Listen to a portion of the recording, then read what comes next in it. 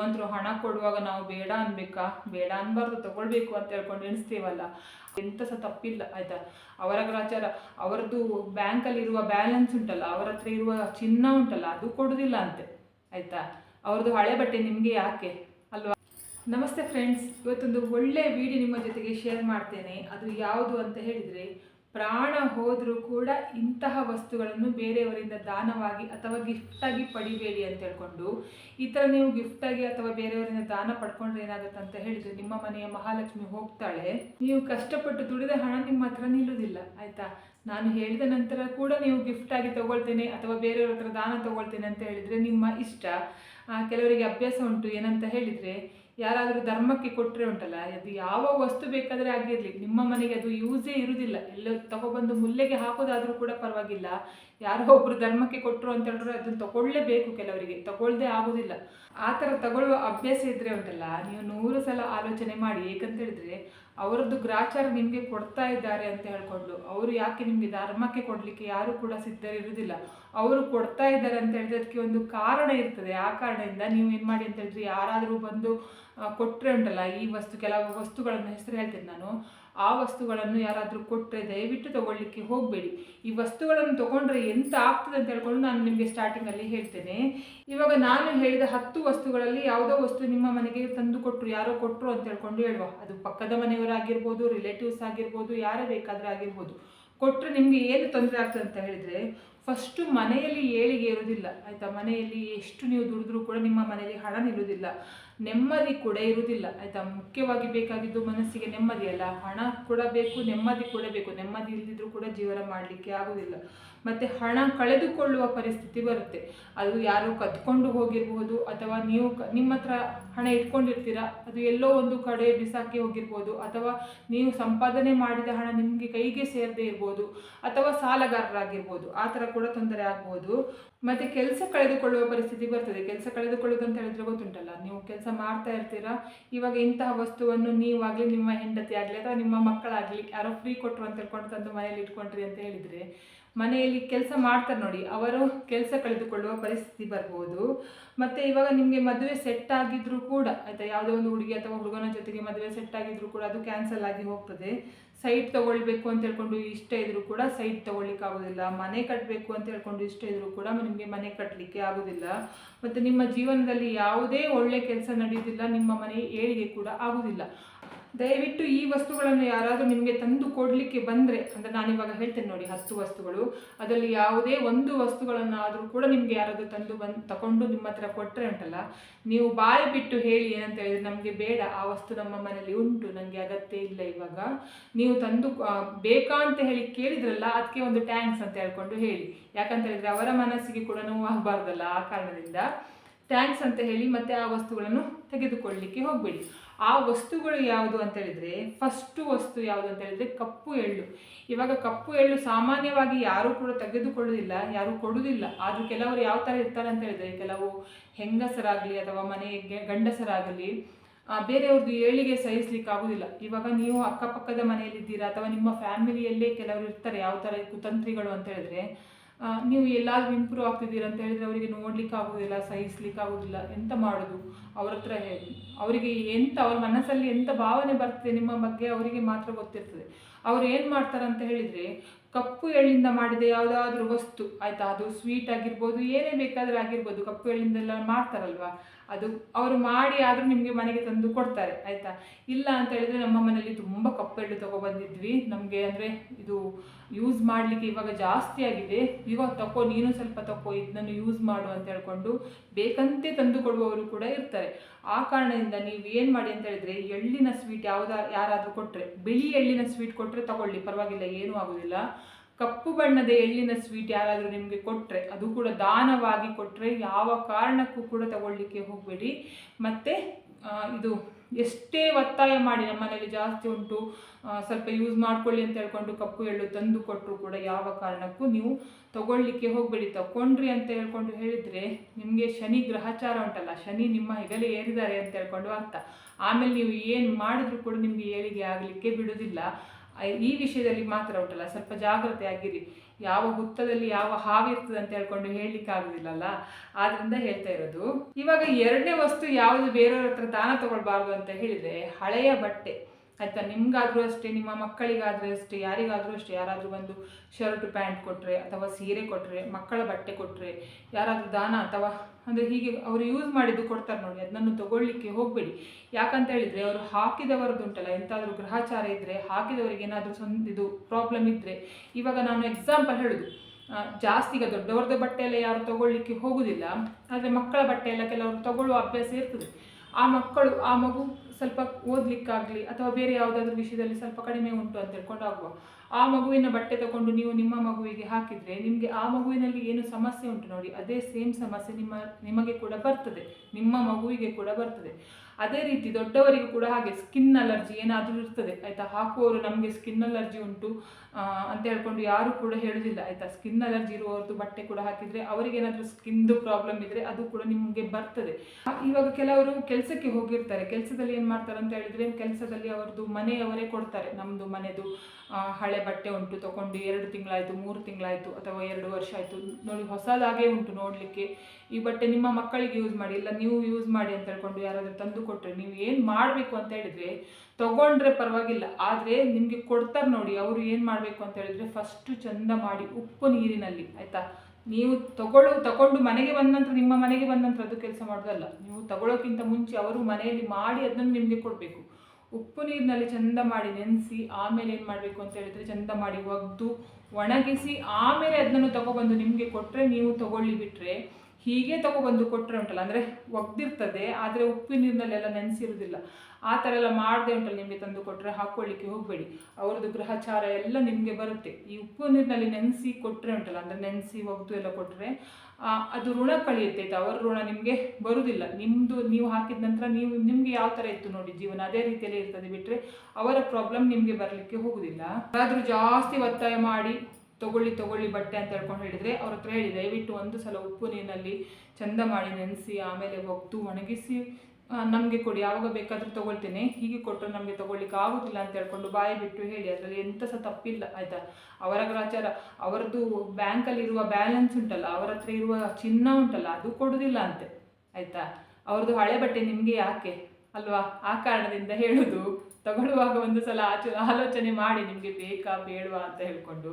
ಆಗ 3ನೇ ವಸ್ತು ಯಾವುದು ತಗೊಳ್ಬಾರ್ದು ಅಂತ ಹೇಳಿದರೆ, ಮನೆಯಲ್ಲಿ ಯೂಸ್ ಮಾಡಿರುವ ಹಳೆಯ ಪಾತ್ರೆಗಳು. ಕೆಲವರು ಅಂದರೆ ಯೂಸ್ ಮಾಡಿರ್ತಾರೆ ನೋಡಿ, ಆ ಪಾತ್ರೆಯನ್ನು ಬೇರೆಯವರಿಗೆ ಕೊಡುವ ಅಭ್ಯಾಸ ಇರ್ತದೆ. ಅಂದರೆ ಅವರ ಮನೆಗೆ ಹೊಸ ಪಾತ್ರೆ ತಗೊಳ್ಳಿಕ್ಕೆ ಇರ್ತದೆ, ಆವಾಗ ಏನು ಮಾಡ್ತಾರೆ ಅಂತ ಹೇಳಿದ್ರೆ, ಅವರು ಹಳೆಯ ಪಾತ್ರೆಯನ್ನು ಅಂದರೆ ಉಂಟಲ್ಲ ಯಾರಾದರೂ ತಗೊಳ್ಳಿ ಅಂತ ಹೇಳ್ಕೊಂಡು ಕೊಡ್ತಾರೆ. ಆ ಥರ ಮಾಡಿದರೆ ಉಂಟಲ್ಲ, ಯಾರಾದರೂ ನಿಮಗೆ ತಗೊಬಂದು ಹಳೆಯ ಪಾತ್ರೆಯನ್ನು ಕೊಟ್ಟರೆ ಉಂಟಲ್ಲ, ದಯವಿಟ್ಟು ತಗೊಳ್ಳಿಕ್ಕೆ ಹೋಗಬೇಡಿ. ನೀವು ಹೀಗೆ ಮಾಡಿದರೆ ಉಂಟಲ್ಲ, ನಿಮಗೆ ರಾಹು ಮತ್ತು ಕೇತುವಿನ ದೋಷ ಬರ್ತದೆ ಆಯಿತಾ. ಆಮೇಲೆ ನೀವು ಎಂತ ಮಾಡಿದರೂ ಕೂಡ ಏಳಿಗೆ ಆಗಲಿಕ್ಕೆ ಆಗೋದಿಲ್ಲ. ಗಂಡ ಕಷ್ಟಪಟ್ಟು ದುಡಿತಾ ಇರ್ತಾರೆ ಹೊರಗಡೆ ಕೆಲಸದಲ್ಲಿ, ಇಲ್ಲಿ ನೀವು ಅವರು ಕೊಟ್ಟ ಹಳೆಯ ಪಾತ್ರೆಯಲ್ಲಿ ಅಡಿಗೆ ಮಾಡಿ ಕೊಡ್ತಾ ಇರ್ತೀರ, ಅದನ್ನು ಎಲ್ಲರೂ ಕೂಡ ಊಟ ಮಾಡ್ತಾ ಇರ್ತೀರ, ಎಲ್ಲರಿಗೂ ಕೂಡ ತೊಂದರೆ ಬರ್ತದೆ. ಆ ಕಾರಣದಿಂದ ನೀವೊಂದು ಸಲ ಆಲೋಚನೆ ಮಾಡಿ, ಬೇರೆಯವ್ರದ್ದು ಪಾತ್ರೆ ನಿಮಗೆ ಬೇಕಾ ಅಥವಾ ನಿಮ್ಮ ಹತ್ರ ಇದೆ ನೋಡಿ ಪಾತ್ರೆ, ಆ ಪಾತ್ರೆಯಲ್ಲಿ ಅಡಿಗೆ ಮಾಡಿ ತಿಂತೀರಾ ಅಂತ ಹೇಳ್ಕೊಂಡು. ಇವಾಗ 4ನೇದು ಏನಂತ ಹೇಳಿದರೆ, ಜಪಮಾಲೆ ಆಯಿತಾ. ನಾವು ದೇವರದ್ದು ಮಂತ್ರ ಎಲ್ಲ ಹಾಕಿರ್ತೇವೆ, ದೇವರದ್ದು ಮಂತ್ರ ಹೇಳ್ತೇವೆ, ಆವಾಗ 108 ಆಯಿತಾ, 108 ಕಲ್ಲಿನದು ಅಥವಾ ತುಳಸಿ ಮಾಲೆ ಆಗಿರ್ಬೋದು, ಯಾವುದೇ ಒಂದು ಜಪಮಾಲೆ ಇರ್ತದೆ ಆಯಿತಾ. ಅಂದರೆ ಇದು ಸ್ಫಟಿಕದ ಮಣಿ ಆಗಿರ್ಬೋದು, ಯಾವುದೇ ಒಂದು ರುದ್ರಾಕ್ಷಿ ಆಗಿರ್ಬೋದು, ಯಾವುದೇ ಆಗಿರ್ಬೋದು, ಅದನ್ನು ನಾವೇನು ಮಾಡ್ತೇವೆ ಅಂತ ಹೇಳಿದರೆ, ನಾವು ದೇವರಿಗೆ ಮಂತ್ರ ಹೇಳುವಾಗ, ನಾವು ಮಂತ್ರವನ್ನು ಹೇಳುವಾಗ ಏನು ಮಾಡ್ತೇವೆ ಅಂತ ಹೇಳಿದರೆ, ಅದನ್ನು ಕೌಂಟ್ ಮಾಡ್ತಾ ಇರ್ತೇವೆ, ಮತ್ತು ಮನಸ್ಸಿನಲ್ಲಿ ಎಣಿಸ್ಕೊಳ್ತಾ ಇರ್ತೇವೆ ದೇವರ ಬಗ್ಗೆ, ನಮ್ಮ ಕಷ್ಟವನ್ನು ದೇವರಿಗೆ ಹೇಳ್ತಾ ಇರ್ತೇವೆ, ನಮ್ಮ ಬೇಸರವನ್ನು ದೇವರ ಹತ್ರ ಹೇಳ್ತಾ ಇರ್ತೇವೆ, ಒಳ್ಳೆಯದಾಗಬೇಕು ಅಂತ ಹೇಳ್ಕೊಂಡು ಹೇಳ್ತಾ ಇರ್ತೇವೆ. ಹಾಗೆ ಹೇಳಿ ಆದ ನಂತರ ಅದು ಹಳೆದಾಯಿತು ಅಂತ ಹೇಳ್ಕೊಂಡು ಕೆಲವರಿಗೆ ಬೇರೆಯವರಿಗೆ ಕೊಡುವ ಅಭ್ಯಾಸ ಇರ್ತದೆ. ನಾವು ಹೊಸ ತೊಗೊಂಡಿದ್ದೇವೆ, ಇದು ಜಪಮಾಲೆ ನನ್ನ ಹತ್ರ ಉಂಟು, ಇದನ್ನು ನೀವು ತಗೊಳ್ಳಿ ಅಂತ ಹೇಳ್ಕೊಂಡು ಬೇರೆಯವರಿಗೆ ಕೊಡುವ ಅಭ್ಯಾಸ ಇರ್ತದೆ. ದಯವಿಟ್ಟು ಉಂಟಲ್ಲ, ಒಬ್ಬರು ಯೂಸ್ ಮಾಡಿದ್ದು ಹೊಸದಾಗಿ ತಂದು ಕೊಟ್ಟರೆ ತಗೊಳ್ಳಿ, ಬಿಟ್ಟರೆ ಯಾರೋ ಒಬ್ಬರು ಯೂಸ್ ಮಾಡಿದರೆ ಅವರು ಅದರಲ್ಲಿ ಇರುತ್ತೆ ಅಂತ ಹೇಳ್ಕೊಂಡು ಹೇಳ್ತಾರೆ. ಆ ಕಾರಣದಿಂದ ಅಂದರೆ ಅವರು ದುಃಖವನ್ನು ಹೇಳ್ಕೊಂಡಿರ್ಬೋದು ದೇವ್ರ ಹತ್ರ, ಎಂತಾದರೂ ಅವರು ದೇವ್ರ ಹತ್ರ ಹೇಳ್ಕೊಂಡು ಮಂತ್ರ ಹೇಳ್ತಿರ್ತಾರಲ್ವ, ಆವಾಗ ನೀವು ಅದನ್ನು ತಗೊಂಡ್ರೆ ಅವರದ್ದು ತೊಂದರೆ ನಿಮಗೆ ಬರುವ ಸಾಧ್ಯತೆ ಇರ್ತದೆ. ಆ ಕಾರಣದಿಂದ ಯಾರಾದರೂ ಜಪಮಾಲೆ ಯೂಸ್ ಮಾಡಿದ ಜಪಮಾಲೆ ಕೊಟ್ಟರೆ ತಗೊಳ್ಳಿಕ್ಕೆ ಹೋಗಬೇಡಿ. ಇವಾಗ 5ನೇ ವಸ್ತು ಯಾವುದು ತಗೊಳ್ಬಾರ್ದು ಅಂತ ಹೇಳಿದರೆ, ಅಡುಗೆ ಎಣ್ಣೆ ಆಯಿತಾ. ಅದರಲ್ಲೂ ಕೂಡ ಎಳ್ಳೆಣ್ಣೆ ಯಾರ ಹತ್ರ ಕೂಡ ತೊಗೊಳ್ಬಾರ್ದು, ಸಾಸಿವೆ ಎಣ್ಣೆ ಕೂಡ ತೊಗೊಳ್ಬಾರ್ದು. ಅಡುಗೆ ಎಣ್ಣೆ ಹೊಸದಾಗಿ ಯಾರಾದರೂ ಪ್ಯಾಕೆಟ್ ಕೂಡ ಓಪನ್ ಮಾಡದೆ ನಿಮ್ಮ ಹತ್ರ ತಂದು ಕೊಟ್ಟರೆ ತೊಗೊಳ್ಳಿ, ಪರವಾಗಿಲ್ಲ. ಅಂದರೆ ಯೂಸೇ ಮಾಡಲಿಲ್ಲ ಹಾಗೆ ತಂದು ಕೊಟ್ಟರೆ ಅಂತ. ಕೆಲವರು ಏನು ಮಾಡ್ತಾರೆ ಅಂತ ಹೇಳಿದರೆ ಅರ್ಧ ಯೂಸ್ ಮಾಡಿರ್ತಾರೆ, ಅವರ ಮನೆ ಬಳಕೆಗಂತ ಯೂಸ್ ಮಾಡಿರ್ತಾರೆ. ಆವಾಗ ಏನಾಗುತ್ತೆ ಅಂತ ಹೇಳಿದರೆ ಅವರು ಎಲ್ಲಾದರೂ ಹೊರಗಡೆ ಹೋಗಬೇಕಿರ್ತದೆ, 1 ತಿಂಗಳು ಬರಲಿಕ್ಕೆ ಆಗೋದಿಲ್ಲ, ಹಾಗೆಲ್ಲ ಇರುತ್ತೆ. ಆವಾಗ ಏನು ಮಾಡ್ತಾರೆ, ಅದು ಎಣ್ಣೆ ಹಾಳಾಗ್ತದೆ, ಏನಾದರೂ ತೊಂದರೆ ಆಗ್ತದೆ ಅಂತ ಹೇಳ್ಕೊಂಡು ಬೇರೆಯವರಿಗೆ ಕೊಟ್ಟು ಹೋಗ್ತಾರೆ. ಆಯಿತಾ, ನಾನು ಇಷ್ಟು ಅರ್ಧ ಯೂಸ್ ಮಾಡಿದ್ದೇನೆ ಆಯಿಲ್, ನೀವು ತಗೊಳ್ಳಿ ಅಂತ ಹೇಳ್ಕೊಂಡು ಕೊಟ್ಟು ಹೋಗ್ತಾರೆ. ಆ ಥರ ಯಾರಾದರೂ ಆಯಿಲ್ ಉಂಟಲ್ಲ, ಅಂದರೆ ಎಣ್ಣೆ ತಂದು ಕೊಟ್ಟರೆ ಉಂಟಲ್ಲ, ದಯವಿಟ್ಟು ತಗೊಳ್ಳಿಕ್ಕೆ ಹೋಗಬೇಡಿ. ಆ ಥರ ತೊಗೊಂಡ್ರೆ ಉಂಟಲ್ಲ ಶನಿದೋಷ ನಿಮಗೆ ಬರ್ತದೆ. ಮತ್ತು ಕೆಲವರಿಗೆ ಅಭ್ಯಾಸ ಇರ್ತದೆ ಏನಂತ ಹೇಳಿದರೆ, ಅವ್ರ ಮನೆಯಲ್ಲಿ ಎಣ್ಣೆ ಖಾಲಿ ಆದರೆ ಬೇರೆಯವ್ರ ಮನೆಗೆ ಬಟ್ಟೆ ಇಟ್ಕೊಂಡು ಹೋಗಿ 1 ಲೋಟ ಎಣ್ಣೆ ಕೊಡಿ, ಒಂದು ಕಪ್ಪು ಎಣ್ಣೆ ಕೊಡಿ ಅಂತ ಹೇಳ್ಕೊಂಡು ಕೇಳುವ ಅಭ್ಯಾಸ ಇರ್ತದೆ. ನೀವು ಜೀವನ ಪರ್ಯಂತ ನೀವು ಎಷ್ಟು ವರ್ಷ ಇರ್ತೀರ ನೋಡಿ, ನೀವು, ನಿಮ್ಮ ಮಕ್ಕಳು, ಅವರ ಮಕ್ಕಳು, ಅವರೆಲ್ಲರೂ ಕೂಡ ಅದೇ ರೀತಿಯಲ್ಲಿ ಲೋಟ ಹಿಡ್ಕೊಂಡು ಬೇರೆಯವರ ಮನೆ ಹತ್ರ ಹೋಗಿ ಅದು ಕೊಡಿ ಇದು ಕೊಡಿ ಅಂತ ಹೇಳುವ ಪರಿಸ್ಥಿತಿ ಬರ್ತದೆ. ಆ ಕಾರಣದಿಂದ ದಯವಿಟ್ಟು ಎಣ್ಣೆಯನ್ನು ಮಾತ್ರ ಯಾರ ಹತ್ರ ಕೂಡ ದಾನ ತಗೊಳ್ಬೇಡಿ. ಇವಾಗ 6ನೇದು ವಸ್ತು ನಿಮಗೆ ಕೇಳಿದರೆ ಆಶ್ಚರ್ಯ ಆಗ್ತದೆ, ಅಪ್ಪ ಇದನ್ನು ಕೂಡ ತಗೊಳ್ಬಾರ್ದಾ ಅಂತ ಹೇಳ್ಕೊಂಡು. ಅದು ಯಾವುದು ಅಂತ ಹೇಳಿದರೆ, ಯಾರಾದರೂ ನಿಮಗೆ ಊಟ ಕೊಟ್ಟರೆ ಅದನ್ನು ತಗೊಳ್ಳಿ, ಆಯಿತಾ. ತಗೊಂಡ ನಂತರ ಏನು ಮಾಡಬೇಕು ಅಂತ ಹೇಳ್ಕೊಂಡು ಹೇಳ್ತೇನೆ. ಅಂದರೆ ಇವಾಗ ನಿಮಗೆ ಯಾರಿಗಾದರೂ ಹುಷಾರಿರೋದಿಲ್ಲ, ಅಥವಾ ಯಾವುದೋ ಒಂದು ಫಂಕ್ಷನ್ಗೆ ಹೋಗಿರ್ತೀರಾ, ಅಲ್ಲಿ ಸ್ವಲ್ಪ ಅನ್ನ ಅಥವಾ ಏನಾದರೂ ಉಳಿದಿರ್ತದೆ, ಅದು ನಿಮ್ಮ ಮನೆಗೆ ತಂದಿರ್ತೀರಾ, ಅಥವಾ ನಿಮಗೆ ನಿಮ್ಮ ರಿಲೇಟಿವ್ಸೇ ಯಾರಾದರೂ ಒಂದು ಬಾಕ್ಸಲ್ಲಿ ಹಾಕಿ ಊಟವನ್ನು ನಿಮಗೆ ಕಳಿಸಿರ್ತಾರೆ, ಅಥವಾ ನಿಮ್ಮ ಫ್ರೆಂಡ್ಸ್ ಯಾರಾದರೂ ನಿಮಗೆ ಊಟವನ್ನು ಮನೆಗೆ ಕಳಿಸಿರ್ತಾರೆ. ನೀವು ಏನು ಮಾಡಬೇಕು ಅಂತ ಹೇಳಿದರೆ, ಊಟ ತಗೊಳ್ಳಿ, ತಿನ್ನಿ, ಆರಾಮಾಗಿ ತಿನ್ನಿ, ಖುಷಿಪಡಿ. ಆಮೇಲೆ ನೀವೇನು ಮಾಡ್ತೀರಾ, ಬಾಕ್ಸ್ ಎಲ್ಲ ತೊಳಿತೀರ. ಬಾಕ್ಸ್ ಅಂದರೆ ಅವರು ತಂದು ಕೊಟ್ಟಿರ್ತಾರಲ್ಲ, ಅದು ಅವರಿಗೆ ಪುನಃ ವಾಪಸ್ ಕೊಡಬೇಕಲ್ವಾ. ಅದನ್ನೆಲ್ಲ ಚೆಂದ ಮಾಡಿ ತೊಳೆದು, ನೀವೆಲ್ಲಾದರೂ ಅಕಸ್ಮಾತ್ ಆ ಖಾಲಿ ಬಾಕ್ಸನ್ನು ಅವರಿಗೆ ಕೊಟ್ರಿ ಅಂತ ಹೇಳ್ಕೊಂಡು ಎಣಿಸ್ಕೊಳ್ಳುವ. ಅಂದರೆ ಇವಾಗ ನಾನೇ ನಿಮಗೆ ನಿಮ್ಮ ಮನೆಗೆ ಊಟ ಅಂದರೆ ಒಂದು ಬಾಕ್ಸಲ್ಲಿ ಊಟ ಎಲ್ಲ ಹಾಕಿ ಕೊಟ್ಟೆ ಅಂತ ಹೇಳ್ಕೊಂಡು ಹೇಳುವ. ಆವಾಗ ನೀವು ಅದನ್ನು ಊಟವನ್ನು ತೊಗೊಂಡ್ರಿ, ಖಾಲಿ ಮಾಡಿದ್ರಿ, ಬಾಕ್ಸನ್ನು ತೊಳೆದು ಖಾಲಿ ಬಾಕ್ಸ್ ನನಗೆ ಕೊಟ್ರಿ. ಆವಾಗ ಏನಾಗುತ್ತೆ ಅಂತ ಹೇಳಿದರೆ, ಆ ಖಾಲಿ ಬಾಕ್ಸ್ ಮಾತ್ರ ನನ್ನ ಹತ್ತಿರ ಬರೋದಿಲ್ಲ, ಅದರ ಜೊತೆಗೆ ನಿಮ್ಮ ಮನೆಯ ಸಂಪತ್ತು, ನಿಮ್ಮ ನೆಮ್ಮದಿ, ನಿಮ್ಮ ಏನು ಹೇಳ್ತಾರೆ, ನಿಮ್ಮ ಮನೇಲಿ ಏನೆಲ್ಲ ಒಳ್ಳೆದುಂಟು ನೋಡಿ, ಆ ಒಳ್ಳೆದೆಲ್ಲದು ಆ ಖಾಲಿ ಬಾಕ್ಸ್ ಮೂಲಕ ನನ್ನ ಮನೆಗೆ ಬರ್ತದೆ ಅಥವಾ ನನ್ನ ಹತ್ರ ಬರ್ತದೆ. ಆ ಕಾರಣದಿಂದ ಆ ಥರ ಆಗಬಾರ್ದು ಅಂದರೆ, ನೀವು ಊಟ ಮಾಡ್ತೀರಲ್ಲ, ಊಟ ಮಾಡಿದ ನಂತರ ಆ ಬಾಕ್ಸ್ ಅವರಿಗೆ ವಾಪಸ್ ರಿಟರ್ನ್ ಮಾಡೋದಕ್ಕಿಂತ ಮುಂಚೆ ಆ ಬಾಕ್ಸ್ನಲ್ಲಿ ಸ್ವಲ್ಪ ಸ್ವೀಟ್ ಆದರೂ ಕೊಟ್ಟು ಕಳಿಸಿ, ಅಥವಾ ಒಂದು ಹಣ್ಣಾದರೂ ಕೊಟ್ಟು ಕಳಿಸಿ. ಇಲ್ಲ ಅಂತ ಹೇಳಿದ್ರೆ ನಿಮ್ಮ ಮನೇಲಿ ಯಾವುದಾದ್ರೂ ವಿಶೇಷ ಅಡುಗೆ ಮಾಡಿದರೆ ಆ ಅಡುಗೆಯನ್ನಾದರೂ ವಾಪಸ್ ಕೊಟ್ಟು ಕಳಿಸಿ. ಖಾಲಿ ಬಾಕ್ಸ್ ಯಾವ ಕಾರಣಕ್ಕೂ ಕೂಡ ವಾಪಸ್ ಕೊಡಲಿಕ್ಕೆ ಹೋಗಬೇಡಿ. ಆಮೇಲೆ ನಿಮ್ಮ ನೆಮ್ಮದಿ ಎಲ್ಲ ಅವರ ಮನೆಗೆ ಹೋಗ್ತದೆ, ಅವರು ನೆಮ್ಮದಿಯಲ್ಲಿ ಇರ್ತಾರೆ, ನಿಮಗೆ ಆಮೇಲೆ ಗ್ರಹಚಾರ ಸ್ಟಾರ್ಟ್ ಆಗುತ್ತೆ. ತಿನ್ನೋದು ಮಾತ್ರ ಅಲ್ಲ, ತಿಂದ ನಂತರ ಉಂಟಲ್ಲ, ಅದು ಉಪ್ಪಿನ ಋಣ ತೀರಿಸ್ಬೇಕಲ್ಲ, ಹಾಗೆ ಕೊಡಬಾರ್ದು, ಆಯಿತಾ. ಉಂಡು ಹೋದ ಕೊಂಡು ಹೋದ ಆ ಥರ ರೀತಿಯಲ್ಲಿ ಇರಬಾರ್ದು, ಆಯಿತಾ. ನಾವು ಉಂಡು ಕೂಡ ಹೋಗಬೇಕು, ಅವರಿಗೂ ಕೂಡ ಉಣ್ಲಿಕ್ಕೆ ಕೊಡಬೇಕು, ಆ ರೀತಿಯಲ್ಲಿ. ಇವಾಗ 7ನೇ ವಸ್ತು ಬೇರೆಯವರಿಂದ ತಗೊಳ್ಬಾರ್ದು ಯಾವುದು ಅಂತ ಹೇಳಿದರೆ, ಪೊರಕೆ. ನಾವು ನಮ್ಮ ಭಾಷೆಯಲ್ಲಿ ಅಂದರೆ ನಮ್ಮ ಕನ್ನಡದಲ್ಲಿ ಹಿಡುಸುಡಿ ಅಂತ ಹೇಳ್ಕೊಂಡು ಹೇಳ್ತೇವೆ. ಹಿಡುಸುಡಿ ಅಂತ ಹೇಳಿದ್ರೆ ನಮ್ಮ ಆ ಕಡೆಯವರಿಗೆಲ್ಲ, ಕುಂದಾಪುರ ಕನ್ನಡವರಿಗೆ, ಉಡುಪಿಯವರಿಗೆ, ಮಂಗಳೂರಿನವರಿಗೆಲ್ಲ ಗೊತ್ತಿರ್ತದೆ ಹಿಡುಸುಡಿ ಅಂದರೆ ಅಂತ. ಇಲ್ಲಿನವರೆಲ್ಲ ಪರಕೆ ಏನೋ ಕರೀತಾರೆ. ಅದು ಯಾವುದೇ ಇರಲಿ, ಅದನ್ನು ನೀವು ಏನು ಮಾಡಬೇಕು ಅಂತ ಹೇಳಿದ್ರೆ, ಬೇರೆಯವರಿಂದ ಯಾವ ಕಾರಣಕ್ಕೂ ಕೂಡ ದಾನ ತಗೊಳ್ಳಿಕ್ಕೆ ಹೋಗಬೇಡಿ. ಇವಾಗ ಅಕಸ್ಮಾತ್, ಆಯಿತಾ, ನಿಮ್ಮ ಮನೆಯಲ್ಲಿ ಪೊರಕೆ ಚಿಕ್ಕದಾಯಿತು, ಅಥವಾ ನಿಮ್ಮ ಮನೆಯಲ್ಲಿ ಕಾಣಿಸ್ಲಿಲ್ಲ ಅಂತ ಹೇಳ್ಕೊಂಡು ಹೇಳುವ, ಆವಾಗ ಬೇರೆಯವ್ರ ಮನೆಯದ್ದು ಪೊರಕೆ ತೊಗೊಬಂದು ನಿಮ್ಮ ಮನೆಯಲ್ಲಿ ಗುಡಿಸೋದು, ಆ ಥರ ಮಾಡಿದರೆ ಏನಾಗುತ್ತೆ ಅಂತ ಹೇಳಿದ್ರೆ, ನೀವು ಯಾರ ಮನೆಯಿಂದ ಪೊರಕೆ ತೊಗೊಬಂದಿದೆ ನೋಡಿ, ಅವರ ಮನೆಯಲ್ಲಿ ಏನು ಗ್ರಹಚಾರ ಇರ್ತದೆ ಅದು ನಿಮ್ಮ ಮನೆಗೆ ಬರುತ್ತೆ. ಆ ಕಾರಣದಿಂದ ಅದೇ ರೀತಿಯಲ್ಲಿ ಕೆಲವರು ಏನು ಮಾಡ್ತಾರೆ ಅಂತ ಹೇಳಿದರೆ, ಎಷ್ಟು ಹುಷಾರಿರ್ತಾರೆ ಕೆಲವರು ಅಂತ ಹೇಳಿದರೆ, ನಾನು ನನ್ನ ಕಣ್ಣಾರೆ ನೋಡಿದ್ದೇನೆ. ಆ ಕಾರಣದಿಂದ ಹೇಳಿದ್ದು, ಹೊರಗೆ ಯೂಸ್ ಮಾಡಬಾರ್ದು. ಯಾಕೆ ಅಂತ ಹೇಳಿದ್ರೆ, ಇವಾಗ ಮನೆ ಒಳಗಡೆ ಗುಡಿಸ್ಲಿಕ್ಕೆಲ್ಲ ಯೂಸ್ ಮಾಡೋದಿಲ್ಲ, ಆದರೆ ಮನೆಯ ಹೊರಗಡೆ ಅಂಗಳ ಹೇಳ್ತಾರೆ ನೋಡಿ, ಅದನ್ನು ಗುಡಿಸ್ಲಿಕ್ಕೆ ಕೆಲವರು ಏನು ಮಾಡ್ತಾರೆ ಅಂತ ಹೇಳಿದರೆ, ಇವ್ರದ್ದು ಪೊರಕೆ ಗಲೀಜಾಗ್ತದೆ ಅಂತ ಹೇಳ್ಕೊಂಡು, ಅಂದರೆ ಅಂಗಳೆಲ್ಲ ಗುಡಿಸ್ಬೇಕಲ್ಲ, ರೋಡೆಲ್ಲ ಗುಡಿಸ್ಬೇಕಲ್ಲ, ಗಲೀಜಾಗ್ತದೆ ಅಂತ ಹೇಳ್ಕೊಂಡು ಪಕ್ಕದ ಮನೆಯವರು ಉಂಟಲ್ಲ, ಅಲ್ಲಿ ಪೊರಕೆ ಇದ್ರೆ ಉಂಟಲ್ಲ, ಆ ಪೊರಕೆ ತೊಗೊಬಂದು ಇವ್ರದ್ದು ಮನೆಯದ್ದು ಎದುರುಗಡೆ ಎಲ್ಲ ಚೆಂದ ಮಾಡಿ ಕ್ಲೀನ್ ಮಾಡಿ ಗುಡಿಸಿ ತೊಗೊಂಡು ಹೋಗ್ತಾರೆ. ಹಾಗೆ ಮಾಡಿದರೆ ನೀವು ಯಾರ ಮನೆಯಿಂದ ಪೊರಕೆ ತೊಗೊಬಂದಿದ್ದೀರಿ ನೋಡಿ, ಅವರಿಗೆಂತ ಲಾಸ್ ಇಲ್ಲ. ನೀವು ಯಾರ್ದು ಪೊರಕೆ ಎತ್ಕೊಂಡು ಬಂದು ನೀವು ಗುಡಿಸ್ತಿದ್ದೀರಿ ನೋಡಿ, ನಿಮ್ಮ ಮನೆಗೆ ಲಾಸ್ ಆಗೋದು. ಆ ಕಾರಣದಿಂದ ಆ ಥರದ್ದೆಲ್ಲ ಯಾವತ್ತೂ ಕೂಡ ತಪ್ಪು ಮಾಡಲಿಕ್ಕೆ ಹೋಗಬೇಡಿ. ಯಾರ ವಸ್ತು ಕೂಡ ಬೇರೆಯವ್ರದ್ದು ಮನೆಯದು ಪೊರಕೆಯನ್ನು ಯಾವ ಕಾರಣಕ್ಕೂ ಕೂಡ ನಿಮ್ಮ ಮನೆಯಲ್ಲಿ ಯೂಸ್ ಮಾಡಲಿಕ್ಕೆ ಹೋಗಬೇಡಿ. ಈ ಬಾಡಿಗೆ ಮನೆಗೆ ಬರುವವರು ಕೂಡ ಅಷ್ಟೇ, ನೀವು ಫಸ್ಟು ಬಾಡಿಗೆ ಮನೆ ಬರೋದಕ್ಕಿಂತ ಮುಂಚೆ ಮನೆಯೆಲ್ಲ ಕ್ಲೀನ್ ಮಾಡಬೇಕು ಅಂತ ಹೇಳಿದರೆ, ನಿಮ್ಮ ಮನೆಯಿಂದನೇ ಪೊರಕೆ ತೊಗೊಬಂದು ಆ ಮನೆಯನ್ನು, ಅಂದರೆ ಹೊಸದಾಗಿ ಬರ್ತೀರಿ ನೋಡಿ, ಆ ಮನೆಯನ್ನು ಕ್ಲೀನ್ ಮಾಡಿ ತೊಗೊಂಡು ಹೋಗಿ ಬಿಟ್ಟರೆ, ಪಕ್ಕದ ಮನೆಯವರ ಹತ್ರ ಸ್ವಲ್ಪ ಪೊರಕೆ ಕೊಡಿ, ನಾನು ಸ್ವಲ್ಪ ಕ್ಲೀನ್ ಮಾಡಿ ನಿಮಗೆ ಪುನಃ ಕೊಡ್ತೇನೆ, ಹಾಗೆ ಮಾಡಲಿಕ್ಕೆ ಹೋಗಬೇಡಿ. ಅವರಿಗೆ ಏನು ಗ್ರಹಚಾರ ಇತ್ತೋ ಏನು ಗೊತ್ತಿರೋದಿಲ್ಲಲ್ಲ. ಅಂದರೆ ಅವರಿಗೆ ಏನು ತೊಂದರೆ ಇರುತ್ತೋ ಅಲ್ವಾ, ಅವರದ್ದು ಪೊರ್ಕೆ ತಗೊಬಂದು ನೀವು ಯೂಸ್ ಮಾಡಿ, ನೀವು ಹೊಸ ಮನೆಗೆ ಒಳ್ಳೇದಾಗಲಿ ಅಂತ ಹೇಳ್ಕೊಂಡು ಬಂದಿರ್ತೀರಾ, ನೀವು ಬಂದ ದಿನದಿಂದನೇ ನಿಮಗೆ ಕೆಟ್ಟದಾಗಲಿಕ್ಕೆ ಸ್ಟಾರ್ಟ್ ಆಗ್ತದೆ. ಆ ಕಾರಣದಿಂದ ಯಾವ ಕಾರಣಕ್ಕೂ ಕೂಡ ಪೊರ್ಕೆಯನ್ನು ಬೇರೆಯವ್ರ ಮನೆದು ಬೇರೆಯವರಿಗೆ ಅವರೇ ಯೂಸ್ ಮಾಡ್ಕೊಳ್ಳಿ. ಅವ್ರದ್ದು ಪೊರ್ಕೆ ಮುಟ್ಲಿಕ್ಕೆ ಕೂಡ ಹೋಗೋದು ಬೇಡ ನೀವು, ಆಯಿತಾ. ನಿಮ್ಮದು ನಿಮ್ಮ ಮನೇಲಿ ಉಂಟ ನೋಡಿ, ಅದನ್ನು ಮಾತ್ರ ಯೂಸ್ ಮಾಡ್ಕೊಳ್ಳಿ. ಇವಾಗ 8ನೇದು ಉಂಟಲ್ಲ, ಹಣ ಕೂಡ ಹಾಗೆ. ಎಲ್ಲರ ಹತ್ರ ನಾವು ಹಣ ಸಾಲ ಕೊಡ್ತಾರೆ ಅಥವಾ ಯಾರೋ ಒಬ್ರು ಹಣ ಕೊಡ್ತಾರೆ ಅಂತ ಹೇಳ್ಕೊಂಡು ನಾವು ಎಲ್ಲರ ಹತ್ರ ಕೂಡ ಹಣ ತಗೊಳ್ಬಾರ್ದು. ಇವಾಗ ಕೆಲವರು ಸಾಲದ ರೂಪದಲ್ಲಿ ನಿಮಗೆ ಹಣ ಕೊಡ್ತಾರೆ, ಕೆಲವರು ಅವರ ಮನೆಗೆ ಹೋದರೆ ಅಥವಾ ನಿಮ್ಮ ಮನೆಯ ಮಕ್ಕಳ ಹತ್ತಿರ, ಅಂದರೆ ಮಕ್ಕಳೆಲ್ಲ ಹೋಗುವಾಗ ಹಣ ಕೊಟ್ಟಿರ್ತಾರೆ ನೋಡಿ, ಕೆಲವರ ಕೊಡುವ ಅಭ್ಯಾಸ ಇಟ್ಕೊಂಡಿರ್ತಾರೆ. ಮಕ್ಕಳಿಗೆ ಅವರ ಕೈಯಿಂದ ಹಣ ಕೊಡುವ ಅಭ್ಯಾಸ ಇಟ್ಕೊಂಡಿರ್ತಾರೆ. ಕೆಲವರು ಅವ್ರ ಮನೆಗೆ ಹೋದರೆ ಅಥವಾ ಏನಾದರೂ ಆಯಿತಾ ಹಣ ಕೊಡುವ ಅಭ್ಯಾಸ ಇಟ್ಕೊಂಡಿರ್ತಾರೆ. ನೀವು ಎಲ್ಲರ ಬಳಿಯಲ್ಲಿ ಕೂಡ ಹಣ ತಗೊಳ್ಳಿಕ್ಕಿಲ್ಲ. ಅವರು ಎಷ್ಟೇ ದೊಡ್ಡ ಶ್ರೀಮಂತರಾಗಲಿ, ಶ್ರೀಮಂತರು ಹಣ ಕೊಡುವಾಗ ನಾವು ಬೇಡ ಅನ್ಬೇಕಾ, ಬೇಡ ಅನ್ಬಾರ್ದು, ತಗೊಳ್ಬೇಕು ಅಂತ ಹೇಳ್ಕೊಂಡು ಎಣಿಸ್ತೀವಲ್ಲ. ಆಗ ಏನಾಗುತ್ತೆ ಅಂತ ಹೇಳಿದರೆ, ಅವರು ಯಾವ ಮಾರ್ಗದಲ್ಲಿ ಅದನ್ನು ಹಣ ಸಂಪಾದನೆ ಮಾಡಿದ್ದಾರೆ ಅಂತ ಹೇಳ್ಕೊಂಡು ನಿಮಗೆ ಗೊತ್ತಿರ್ತದೆ. ಯಾಕಂತ ಹೇಳಿದರೆ, ಅಂದರೆ ಅವರು ಶ್ರೀಮಂತರಾಗಿರ್ಬೋದು, ಎಷ್ಟೇ ದೊಡ್ಡ ಸಾಹುಕಾರ ಆಗಿರ್ಬೋದು, ಅವರು ಒಳ್ಳೆ ದಾರಿಯಲ್ಲಿ ಮಾರ್ಗದಲ್ಲಿ, ಅಂದರೆ ಒಳ್ಳೆಯ ಮಾರ್ಗದಲ್ಲಿ ಕಷ್ಟಪಟ್ಟು ದುಡ್ದು ಅಥವಾ ಒಳ್ಳೆ ಬಿಸ್ನೆಸ್ ಮಾಡಿ ಏನಾದರೂ ಮಾಡಿ ಹಣ ಸಂಪಾದನೆ ಮಾಡಿದ್ರೆ ಉಂಟಲ್ಲ, ಆ ಹಣವನ್ನು ನೀವು ತೊಗೊಂಡ್ರೆ ಎಂತ ಸಹ ನಿಮಗೆ ತೊಂದರೆ ಆಗೋದಿಲ್ಲ. ಅದೇ ಅವರು ಬೇರೆಯವರಿಗೆ ನೋಯಿಸಿ, ಬೇರೆಯವರ ತಲೆ ಒಡೆದು, ಬೇರೆಯವ್ರದ್ದು ಕುತಂತ್ರ ಬುದ್ಧಿಯಿಂದ ಹಣ ಸಂಪಾದನೆ ಮಾಡಿದರೆ, ಅಂದರೆ ಬೇರೆಯವರ ಹೊಟ್ಟೆ ಮೇಲೆ ಹೊಡೆದು ಹಣದ ಸಂಪಾದನೆ ಮಾಡಿದರೆ, ಆ ಹಣವನ್ನು ನೀವು ತೊಗೊಂಡ್ರೆ ಏನಾಗುತ್ತಂತ ಹೇಳಿದರೆ, ಅವರ ಕರ್ಮದಲ್ಲಿ ನಿಮಗೆ ಕೂಡ ಪಾಲು ತಗೊಳ್ಬೇಕಾಗ್ತದೆ, ಆಯಿತಾ. ಬರೀ ಅವರು ಮಾತ್ರ ತಗೊಳ್ಳೋದಲ್ಲ, ನಿಮಗೆ ಸ್ವಲ್ಪ ಪಾರ್ಸಲ್ ಮಾಡ್ತಾರಲ್ವ, ಅವರ ಕರ್ಮವನ್ನು ನಿಮಗೆ ಪಾರ್ಸಲ್ ಮಾಡಿದರೆ ಹಣ ಬೇಕು ಅನ್ನುವಾಗ ಕರ್ಮ ಕೂಡ ತಗೊಳ್ಬೇಕು. ಆ ಕಾರಣದಿಂದ ಯಾವತ್ತೂ ಕೂಡ ನಿಮಗೆ ಯಾರಾದರೂ ಹಣ ಕೊಡಲಿಕ್ಕೆ ಬಂದರೆ ಅಥವಾ ನೀವು ಸಾಲ ಯಾರ ಹತ್ರ ಆದರೂ ಪಡಿಬೇಕು ಅಂತ ಹೇಳ್ಕೊಂಡಿದ್ರೆ, ಇಂಥವ್ರ ಹತ್ರ ಬೇರೆಯವರ ಹೊಟ್ಟೆ ಮೇಲೆ ಹೊಡೆದು, ಬೇರೆಯವರ ತಲೆ ಹೊಡೆದು ಎಲ್ಲ ಸಂಪಾದನೆ ಮಾಡಿರ್ತಾರೆ ನೋಡಿ, ಅಂಥವ್ರ ಹತ್ರ ಯಾವ ಕಾರಣಕ್ಕೂ ಕೂಡ ಹಣ ತಗೊಳ್ಳಿಕ್ಕೆ ಹೋಗಬೇಡಿ. ಅದು ನಿಮ್ಮ ಹತ್ರ ಏನು ಮಾಡಿದರೂ ಕೂಡ ಹಣ ನಿಲ್ಲುವುದಿಲ್ಲ. ಮಹಾಲಕ್ಷ್ಮಿ ಅಂತೂ ನಿಮ್ಮಂಗೆ ನಿಲ್ಲೋದೇ ಇಲ್ಲ. ಅವರ ಕರ್ಮ ಕೂಡ ನೀವು ಅನುಭವಿಸ್ಬೇಕಾಗ್ತದೆ.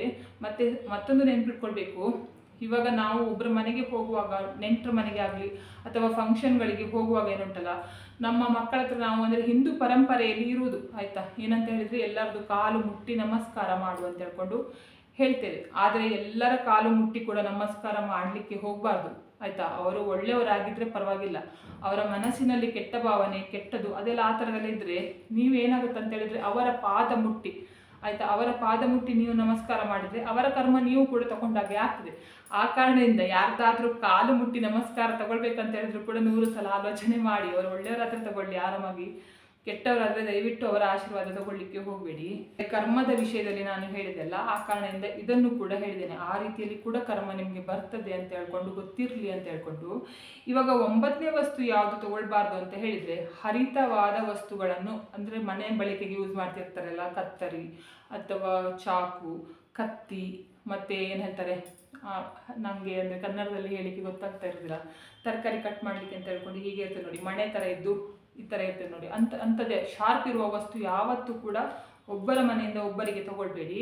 ಮತ್ತು ಯಾರಾದರೂ ಬಂದು ನಮಗೆ ಇಷ್ಟು ಚಾಕು ಬೇಕು, ಇಷ್ಟು ಇದು ಬೇಕು ಅಂತ ಹೇಳಿದರೆ ಒಬ್ಬರಿಗೆ ದಾನ ಕೊಡಲಿಕ್ಕೆ ಹೋಗಬೇಡಿ. ಒಬ್ಬರಿಗೆ ಹೀಗೆ ವ್ಯವಹಾರ ಕೊಡಂದರೆ, ಅದೇ ವ್ಯವಹಾರ ಮಾಡುವವರಾದರೆ ಪರವಾಗಿಲ್ಲ, ನೀವು ಆ ವ್ಯವಹಾರ ಮಾಡದೇ ಇರುವವರಾಗಿದ್ದರೆ ಕೊಡಲಿಕ್ಕೆ ಹೋಗಬೇಡಿ. ಯಾಕಂತ ಹೇಳಿದರೆ ನಿಮ್ಮ ಸಂಬಂಧ ಎಷ್ಟೇ ಹಾಲು ಜೇನು ಥರ ಇದ್ದರೂ ಕೂಡ ನೀವು ಇಂತಹ ಶಾರ್ಪ್ ವಸ್ತುಗಳನ್ನು ಬೇರೆಯವರಿಗೆ ಕೊಟ್ಟರೆ ಆ ಸಂಬಂಧ ಕಡಿದು ಹೋಗ್ತದೆ, ಕಟ್ಟಾಗಿ ಹೋಗ್ತದೆ. ಆಮೇಲೆ ಅವರ ಮುಖ ನೋಡಿದರೆ ನಿಮಗೆ ಆಗೋದಿಲ್ಲ, ನಿಮ್ಮ ಮುಖ ನೋಡಿದರೆ ಅವರಿಗೆ ಆಗೋದಿಲ್ಲ, ಅಂತಹ ಪರಿಸ್ಥಿತಿ ಬರ್ತದೆ. ಆ ಕಾರಣದಿಂದ ಶಾರ್ಪ್ ಇರುವ ವಸ್ತು ಯಾರ ಮನೆಯಿಂದ ಒಬ್ಬರ ಮನೆಯಿಂದ ಒಬ್ಬರಿಗೆ ಕೊಡಲಿಕ್ಕೆ ಹೋಗಬೇಡಿ. ನಿಮ್ಮ ಸಂಬಂಧ ಚೆನ್ನಾಗಿರಲಿ ಅಂತ ಹೇಳ್ಕೊಂಡು ಹೇಳಿದ್ದು.